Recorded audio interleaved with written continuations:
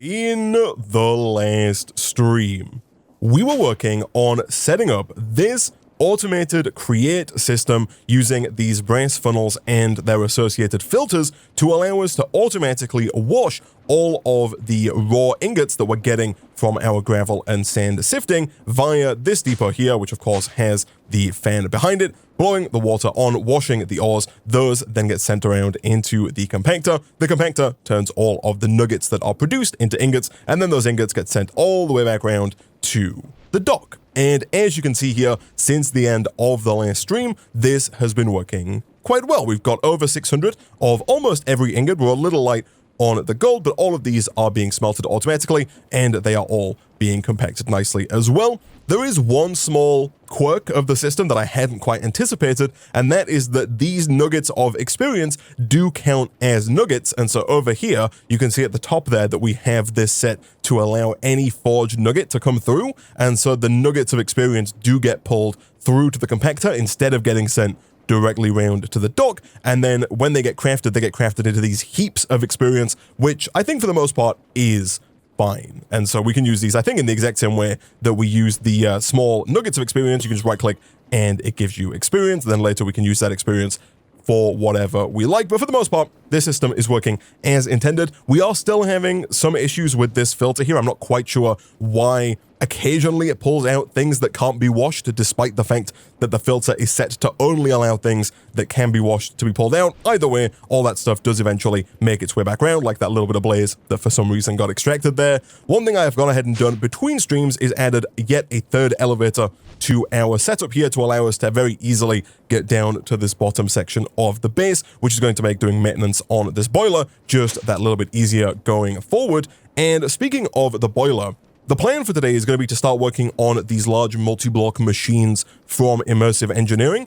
But before we get started with that, I think the very first thing that we should do today is look at making this boiler bigger, because doing so isn't really going to be that difficult for us, and it's going to increase our capacity for producing stress units massively. Right now, we're producing just over 32,000 stress units between these two steam engines. If we look at the boiler itself, we can see that number that we're producing. And if we want to make more, all we should really have to do at this point is put down more fluid tanks to increase the height of the boiler, because you'll see at the top, the heat is good, the water is good, it's just the size that is holding us back. And so between streams, I've gone ahead and thrown a stack of copper ingots on here to give us a stack of copper sheets. And all we have to do now is craft up some barrels, and that should be everything to get some more fluid tanks to make this bigger. So for the barrels, we are going to, of course, need some wood. That's fine. Let's do this. While we're up here, I am going to go ahead and get some more steel cooking over in the blast furnace. I think we'll also go ahead and get more coal turning into coal coke in the coke oven as well. I do think we're going to need a lot of coal coke today, and I think it's also quite plausible that we might want to get multiple coke ovens going to really start to increase the speed at which we're getting that coal coke, because looking ahead just a little bit here, this recipe to make hop graphite ingots is done inside of the industrial squeezer, a machine from Industrial Foregoing. It requires 8 coke dust per 1 hop graphite dust, and the coke dust is made by crushing coal coke. And so we're going to need quite a bit of coal coke, and right now we actually don't have that much of it. We've got 15 in total, including the stuff that's in the blast furnace that we are, of course, using for the steel. And so I might go ahead and make a few more coke ovens, but we'll get to that in just a second. For now, let's go ahead and craft up some slabs so that we can craft up some regular old barrels like so. And then once we have those, we can go ahead and craft up some tanks. Nice. 27 might be enough, it might not be enough. I'm actually not too sure how many we're going to want here, but essentially what we're going to do is we're going to take these away for now. That is going to turn everything off, and we're probably going to have to move a lot of what is already here. But from there, if we take our fluid tanks and we right click on the top here, if you have enough fluid tanks in your inventory, it will automatically take 9 out of your inventory and just put down a whole layer of the boiler, so you don't have to place them all down individually. And so with the 27 that we have, we should be able to add 3 more levels to the boiler, thus increasing its capacity, hopefully quite a bit. So the next question now is, if we throw down our steam engines, how much stress can we produce? And I guess how many more of these steam engines can we utilize? So let's move all of this. We'll put this back down in just a second. If I go ahead and throw this guy down, let's say here, and we throw this down, let's say here, that of course, should be producing the 16,000 by default, but you'll see now that we can produce up to 81,920 stress units via our engines. Again, I think there is a 16,000 stress unit mix, if I'm not mistaken, per steam engine, and so we are going to have to put down quite a few of these to get that 81,000, but that is a massive increase over what we had previously. And so real quick, what I am going to do here is I'm going to go ahead and rotate that so that it, oh, that's not correct. I want to rotate it this way, like that. Nope. I want to rotate this like that. Perfect. What I'm going to do, I'm going to go ahead and make some more steam engines. I'm also going to hook this all back up using the rotational speed controller and try and cram it all in this space to bring everything back online with that increased stress unit capacity, which I'm hopeful that we can use with potentially a few more of the alternators to get us enough power to run all of these immersive engineering machines. Alright, so not too long later, we made 12 more steam engines, which is more than I intended to make, but we've gone ahead and placed 6 down for the time being because that more than saturates our current 81,920 stress units. 5 would have been the perfect amount, but I put down 6 just because it's symmetrical and we still get the same stress output. And then over at the back here, we've just got 2 gearboxes connecting this line of shaft to this line of shaft. And then of course we have our rotational speed controller, which goes up and connects to a gearbox that splits that out amongst our 2 sides of the base. And potentially now we might have enough stress to really crank this. If we go to the max, we can actually go all the way. We got the achievement crushing it, operate a pair of crushing wheels at maximum speed, and for now that seems fine. Do I have my stressor meter hanging around somewhere? I do, because I'm kind of intrigued as to where we stand stress-wise. We're actually not really even close to maxing out the stress of our system. We've got almost 40,000 stress units left, which is almost half of our total stress units. So for now, I am more than happy leaving those running at full speed. And over here, we should now see that our alternator is producing the maximum 120 redstone flux, or FE per tick, which is good. And so I think one of the first things that I'm going to do is get ourselves an LV accumulator. I think this is kind of the only energy storage device we can make.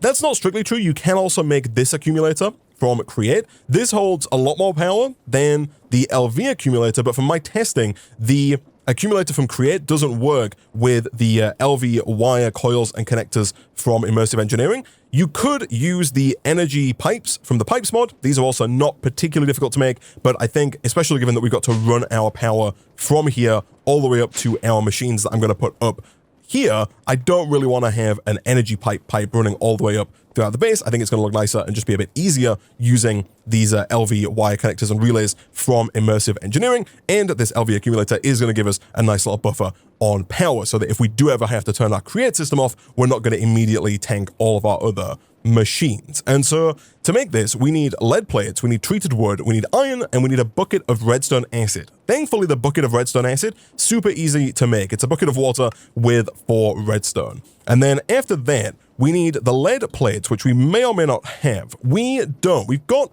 7 lead. We can turn that into 1 raw lead, and then we can, of course, smelt that into just the 1 lead. We could crush it first, but I don't really think there's much point. We're still only going to get 1 lead out of it. We would get some nuggets of experience, but again, not really worth it, I don't think.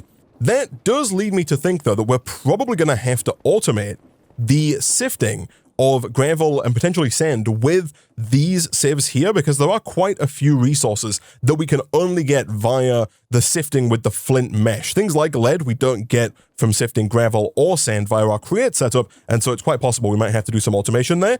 As for the treated wood, that is thankfully a fair bit easier. All we have to do for that is grab ourselves yet another bucket. Our first one is full of redstone acid. We can grab some of the creosote that we're backing up on over in this tank here. It's made as a byproduct of the coal coke production. And then back over here, we can just craft that with any kind of planks. We'll use the dark oak because we have more of them, and that gets us treated wood.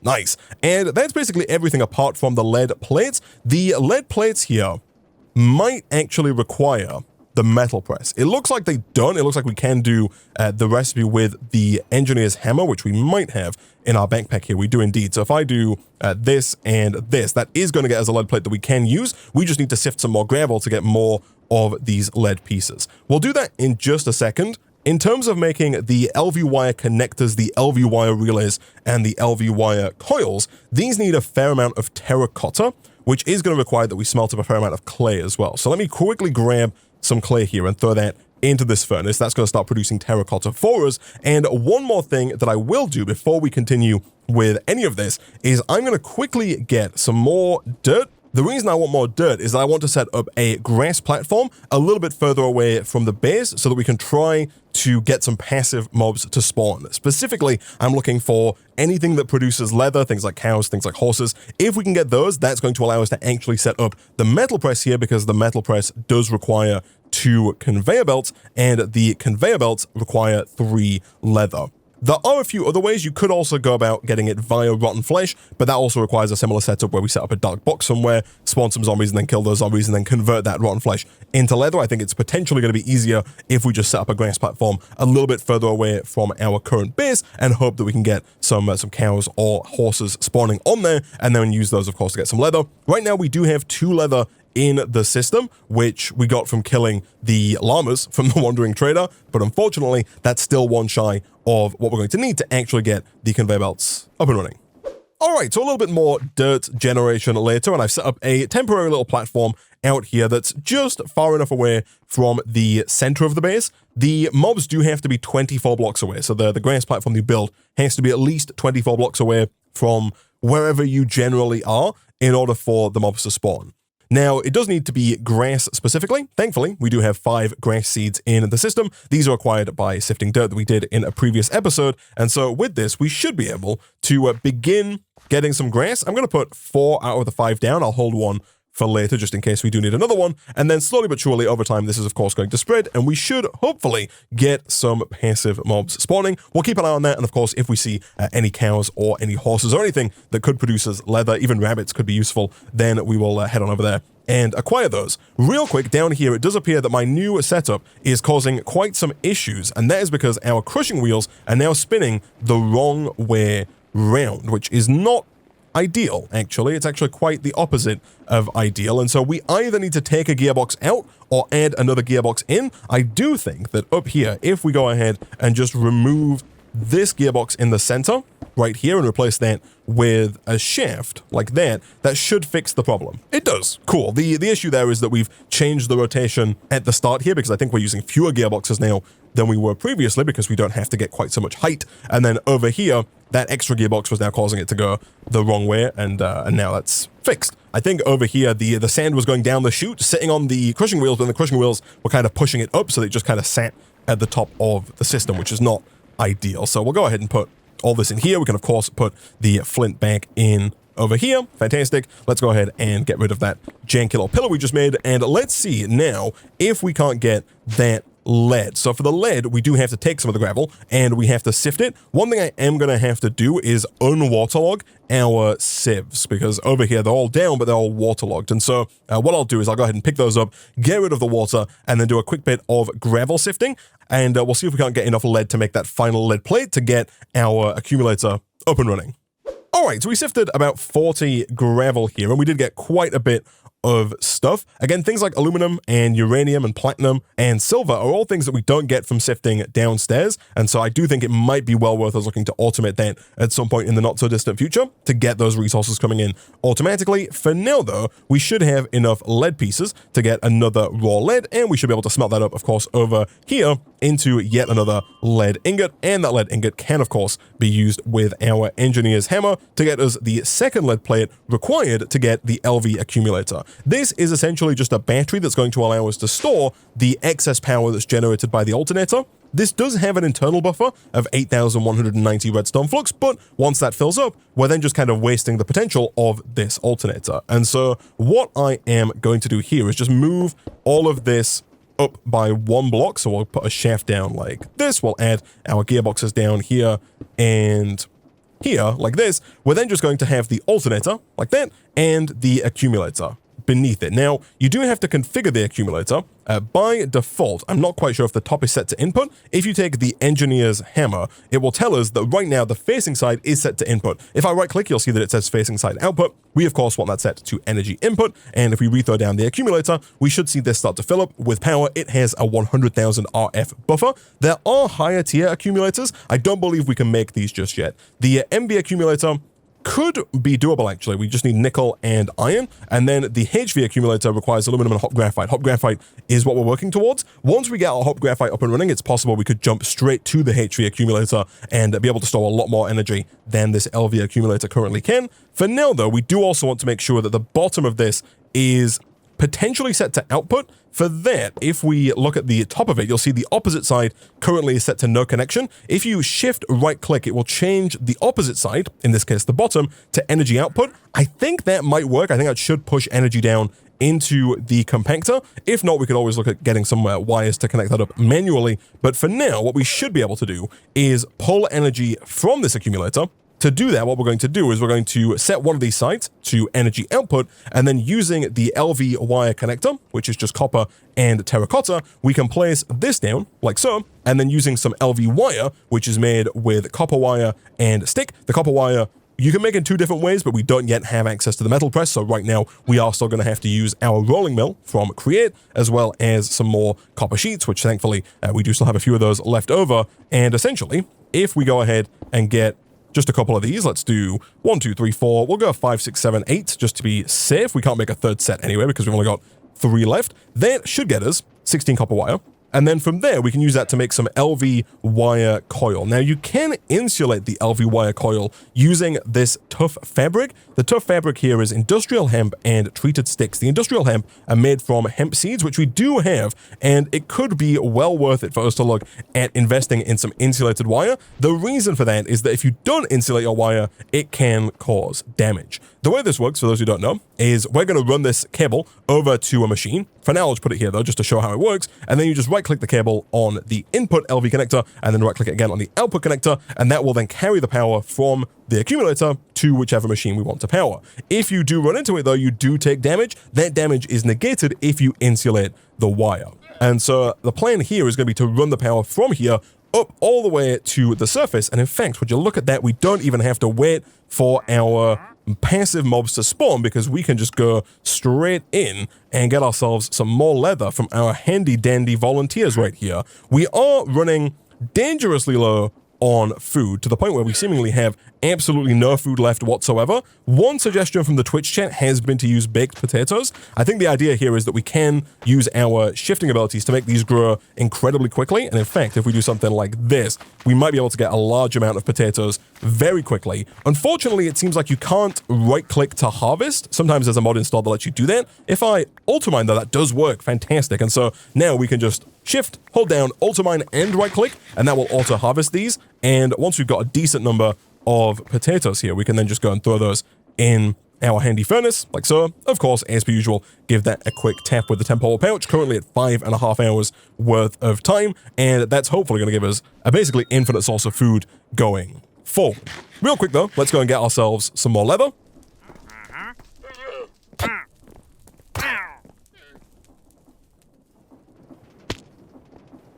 Alright, so we didn't get any leather from those llamas. They mostly just fell into the void, which was not ideal. But now that we have our battery and we've got our power transfer system up and running, we can now look at actually making some of these large multi-block machines. We're going to start with the crusher and the squeezer here. The squeezer does want us to have treated wood. We should have treated wood, and that should complete this quest right here. It does indeed. That unlocks the quest for the squeezer for us. And these are the items that we need now in order to get this up and running. So there are quite a lot of commonalities here. We need quite a few light engineering blocks, 12 in total, 2 redstone engineering blocks, and 16 steel scaffolding. So the 16 steel scaffolding should be fairly straightforward. It's all steel all the time, steel ingots and steel rods. The steel rods here can be made with the rolling machine, and this is a more efficient use of the steel, so I feel like we should definitely do that. We need, I think, 3 lots of these, so we're going to need 9 steel rods, which means we're going to have to take 5 steel here and run those through our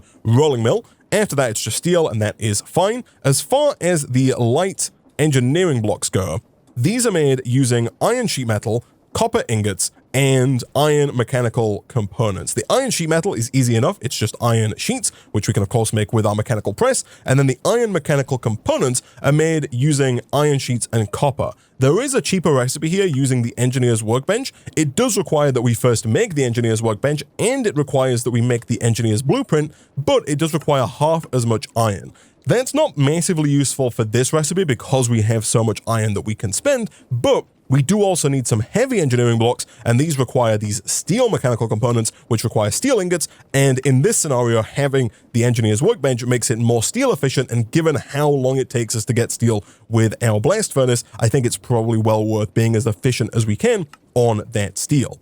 For the engineer's workbench, we need some treated wooden slabs. We are not out, but for some reason I didn't want to craft there. That's fine. We also need some treated wooden fence, which is just treated wood and treated sticks, which I think we cannot make because we're fully out of treated wood. That's fine. And then the engineer's crafting table, more slabs and more wood. That is all actually completely fine because, of course, we've got a ton of creosote oil over here, and so we can very quickly get even more treated wood. I think 8 should be fine, but just to play it safe, I will go ahead and get one more batch like so. And then with that, we should now have everything that we need in order to make some treated sticks and then a treated fence. And from there, we should also be able to make ourselves the engineer's crafting table just as soon as we get another standard crafting table. Nice. Once we have that, that's everything for the workbench. Cool. For now, we'll go ahead and put this down somewhere up here near our immersive engineering setup. That looks good. And then as for the crafting components blueprint, it does have to be specifically the crafting components blueprint, by the way. There are multiple different blueprints. They all do different things inside of the engineer's workbench. They unlock different recipes. The crafting components blueprint here is 1 iron, 1 aluminum, 1 copper, 4 blue dye, and 4 paper. So paper-wise, we actually don't have any. We do have some sugarcane, but we're going to have to grow that if we want to get 3 paper. The blue dye, of course, we can either get from lapis. This is the easiest way of doing it. You could also get it from blue flowers as well, but given that we've got so much lapis, I see no reason not to. And then aluminum is the only ingot we don't have, but of course we do get it via the gravel sifting that we did earlier, and so we should be able to just go ahead and smelt that up in the exact same way that we did for the lead earlier on as well. And so now we just need paper, which is completely fine because we do have our sned over here that is hopefully going to allow us to grow that sugarcane and turn it into paper pretty quickly. And a little bit of shifting later, there is our engineer's blueprint for the crafting components. And so now up here, we can throw this in like so. And going forward, we can now use the much easier recipe for making the mechanical components. And so real quick, I'm going to go ahead and extrude the steel. I'm also going to go ahead and make a bunch of iron plates as well, so we can make all the iron sheet metal and hopefully put together the squeezer and the crusher. I think the only thing we've not really looked at here, we do need more steel fence, which I think might also require more of the steel rods. It totally does, and so we should get some more steel as well to run through that extruder downstairs, just because it is more efficient. And then as for the redstone engineering block, this one is pretty straightforward. It's just more iron sheet metal with redstone and copper. All fairly easy stuff. And some more iron sheets and steel rods later. We did go ahead and move the rolling machine down now that we've moved the encased fan. Might as well have this down here. It's much easier to use, but we should now be pretty much good to go. So steel scaffolding wise, we wanted 3 sets of this. 1, 2, 3. Perfect. As far as the redstone engineering blocks go, we only needed 2 of these, 1 for each machine, so the set of 4 is perfect. The light engineering blocks, if memory serves me right, we needed 12 of these, and so if we do a quick /home back up here, we should be able now to use our iron plates along with, I think it was copper, in here, like this and like this, to get the mechanical components. If we want 12 of these, that means we need 12 of these, which means we are going to have to get just a little bit more copper. That's fine. Let's go all the way up to 12. Perfect. And then let's craft up all of the light engineering blocks, of course, just as soon as we also get some more of the iron sheet metal. Boom, boom, and boom, we'll get 12 of these. I'm going to make a little bit more because I think we do need more iron sheet metal than anything else. And then that should be everything for 12 light engineering blocks. We also did need some steel fence. I think you need 8 steel fence, if memory serves me right, to make the crusher. And so I think that 9 there should be perfect. Let me check. It is indeed 8. We then need 9 hoppers for the crusher, as well as 4 wooden barrels and 2 iron pipes with a piston for the squeezer.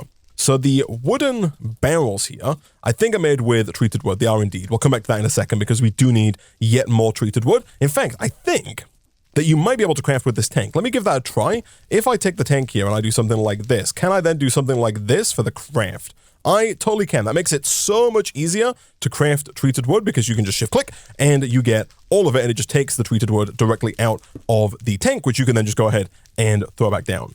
Nice. And so now getting those barrels should not be difficult at all, actually. We just need more treated wood slabs. Again, for whatever reason, it doesn't want to shift click in a different kind of treated wood. That is fine. Let's do this. Let's do this. We'll take 1, 2, 3, 4 of those. Let's also get that aforementioned piston. And then we also do need to get no cobblestone, really. That surprises me. We should be able to get some cobblestone from downstairs. The final thing that we needed, of course, was some iron pipe. The iron pipe is made using plates, I believe. It is indeed, and we do have enough plates to make that happen. That is fantastic. And then, of course, the hoppers are just chests and iron, and so if we do this, we needed 9 chests to make this happen, because we need 9 hoppers, which means I think we are actually going to need to get even more planks, because we are fully out. That's fine. We'll do something like this, and thankfully we are still pretty flush with iron, and so getting all of the hoppers, not going to be a problem. Fantastic. So we just need the cobblestone. Let me go ahead and I'll just take a full... Oh, that is not good. We got a potato stuck in our drawer here. That's because now that we have the millstone running at full speed, I think it is burning through the cobblestone faster than the cobblestone is being produced. We can, of course, fix that in 2 ways. The first fix is to use the drawer key that we got before to lock this drawer so that it can only accept cobblestone. The second way that we fix that is, of course, by increasing the tier of our cobblestone generator, which I think is also definitely going to be something that we should invest in doing because it's not particularly difficult to do. For now, though, we should have all of the ingredients. And so real quick, let's head on back up to the surface and let's see about building these multi-block structures up on our outer platform ring. I think for now, we're going to put it over here. Still no luck on our passive mobs. The reason I'm going to put it here, though, is just that it's going to be easier for us to get power up from that alternator to this side of the base than, say, that side or the back side. And so let's see about how we want to do this. We'll start with the crusher, because I think the crusher is the easiest of the multi-blocks, and the way that we can usually tell how to build this is via the engineer's manual. In here, if you go to heavy machinery, there is then the squeezer and the crusher. The crusher looks like this. If you click stop, it'll show you the full block. If you click play and then pause, you can kind of go up level by level here and see how it's built. So we are going to build it like this. We've got some light engineering blocks over on the right. This is a 5 wide structure, by the way. So we're going to do something like this, and I think it was just steel scaffolding in the rest of the bottom level. It was indeed like that. Then on the second level, if memory serves me right, we have a bunch of steel fences going in a circle kind of around the center like this. I think the redstone engineering block is going to go one of the front corners. Let me take a look. There it is indeed. So we have another 3 of these. We have 1 in the middle, and then we have this guy on the side like that, and also one of these right here like this. The 9 hoppers go down in the middle like this. And then finally, we also are done.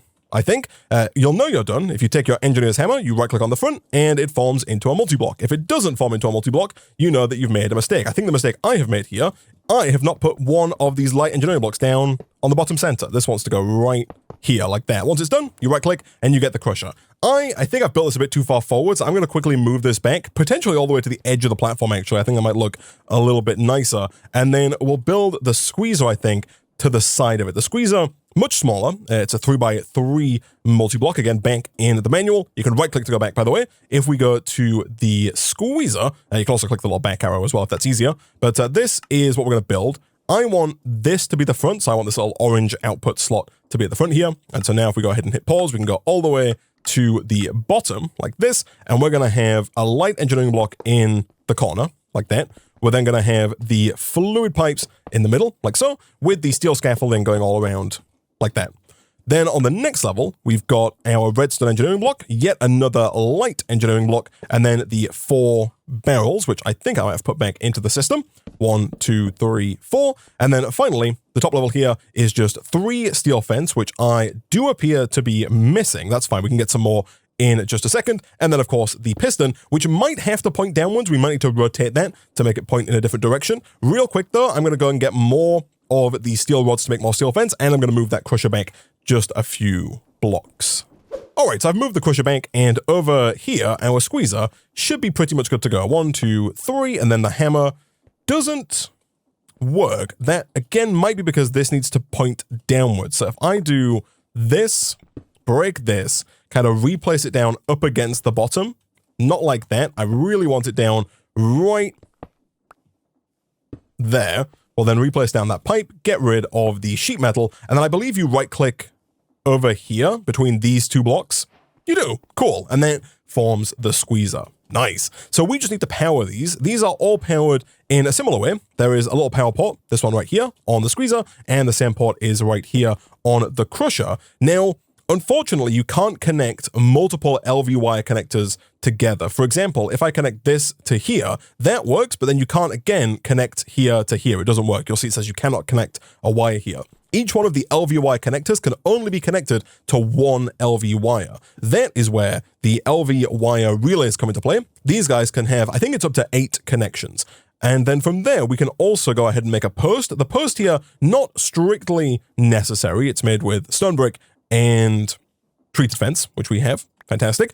And the idea here is that you can place these down. I'm going to put mine down potentially a bit further forward. We need to get our power up from over there. But if I put this down like so, we can then use this as a place to just store our LV wire connector to kind of keep it up high. So these do act as ladders. You can climb up them. And then if we put a relay here like this, we can then use our LV wire connectors. We can then use our LV wire coil to connect from here to here and from here to here. Perfect. Now that those are connected, we just need to connect this to the wire downstairs. Now, I think that's a little bit far to just connect on its own. There is a limit on how far they can go. I'll give it a try though. If I go from here down to here, it is too far away for that to work. That though is potentially fine. Let me give something else a try here. If we were to put an LV wire relay, maybe like right here, I can connect from here to here.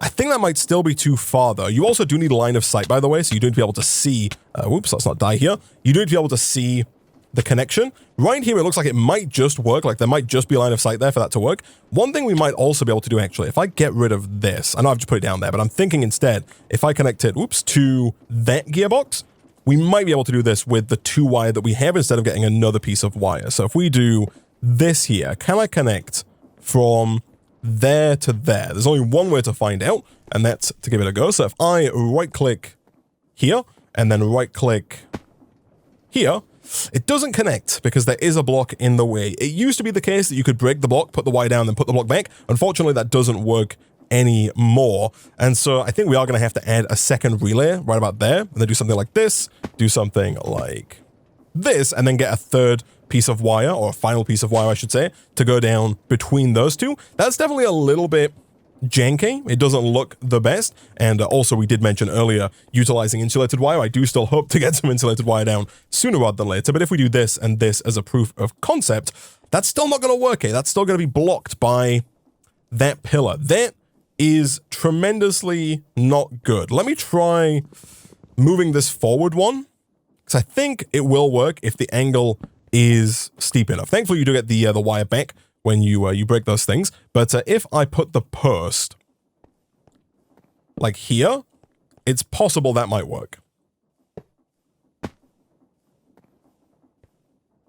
It does. Nice. And then we can do the same again. We can connect here, and then here, and here, and we should start to see, look at that, both of these machines filling up with power. Nice. And so there's definitely some work to do here in making this look a little bit nicer, but for now, back over here, we should be able to take some of our coal coke. We should be able to drop that coal coke into the crusher. There are a few ways you can do this. The easiest way is to just drop into the top of the crusher. Do be careful. If you fall in here, you will also get crushed, but you can just drop into the crusher. You can also, if you happen to have made spare hoppers earlier, just place a hopper down like this, and that hopper can feed automatically down into the crusher as well. A little bit easier from an automation standpoint. And then at the front, if you happen to make too many chests earlier as well, you can put a chest down to begin to collect all of the wares that come out of here. They do just come out, and obviously you can just pick them up off the ground, but it's just that little bit tidier if you do something like this, and now it'll just auto put those into a chest. From there, we can take our coke dust, put that into the squeezer. You can see here, this is really using a lot more power than we have available. Thankfully, it doesn't reset the craft if you don't have enough power, it just works more slowly. And so it is working, and it is turning 8 coke dust into hop graphite dust. Nice. From there, we can go ahead and smelt this hop graphite dust if we want, but we can also do this recipe right here. This is super interesting. We mentioned it before, but if we drop our hop graphite dust into a mana pool that's on top of a blaze mesh, which I believe is this mana pool for us. Let me quickly change the direction of this, and let me link this to this. The reason it was facing the other way is I needed more andesite for shaft between streams, but over here, we should be able to turn this into a black lotus. The reason this is useful is that we can then put this in, and if we take a look here, you'll see that this has almost no mana in it. If we put that in, it's now full. It produced more mana than our diluted mana pool can hold. On top of that, the next cool benefit that the Twitch chat has made me aware of is that if we drop coal into a mana pool above a blaze mesh, we can turn it directly into coal coke, which is fantastic, and it doesn't really use that much mana either. And so this makes our life a lot easier here. It means that, unlike what I said earlier, we don't actually have to get even more coke ovens. We can use the coke oven we have, we can take the coal coke that we get, we can run it through the hopper up here. That's going to turn it, of course, into the coke dust. We can take the coke dust, put it into the squeezer. That squeezer then makes the hop graphite dust, and that hop graphite dust then, of course, allows us to make more black lotuses. And so let's go ahead and replace this guy with a full mana pool. We did waste a little bit of mana there, but I think that's gonna be fine. Given that mana is essentially free at this point, or at least very easy to produce, I think we can very quickly get another batch of living rock, use that to make a full-size mana pool, and I think that's going to allow us to get even more efficiency out of our black lotus, because you'll see last time it immediately filled up the diluted mana pool. I think we were leaving some mana on the table by not having a full mana pool down. One caveat, you do have to have at least a little bit of mana in the pool, otherwise the black lotus won't work. But if we do this and we do this, we get a decent amount of mana. This does go to show the difference in mana amounts between this pool and this pool. You'll see that the black lotus in here doesn't really look like much, whereas in here it completely filled it. But we are now very easily able to kind of infinitely produce mana so long as we have the power to run these machines, which is super nifty. And of course, we can kind of just infinitely loop this, and we can turn really as much coal as we like into coal coke. Especially with this mana pool, I have a feeling that a full stack of coal here isn't really going to affect that bar at all. Like, the recipe requires such a small amount of mana that it didn't even register on the mana pool bar there, which is fantastic. And so now let's go ahead and smelt this over here, how the quest book kind of actually wanted us to do it. That's going to get us some hop graphite ingots, or at least one hop graphite ingot. And what we'll do next time, chat, is we're going to come back and we're going to look at using that to get into pneumatic craft, because the recipe here for compressed iron has been tweaked to require both the hop graphite and create. We can take steel and hop graphite, place it into a basin with the mechanical mixer and a heated blaze burner to get compressed iron. That compressed iron is required to get into pneumatic craft, and then from there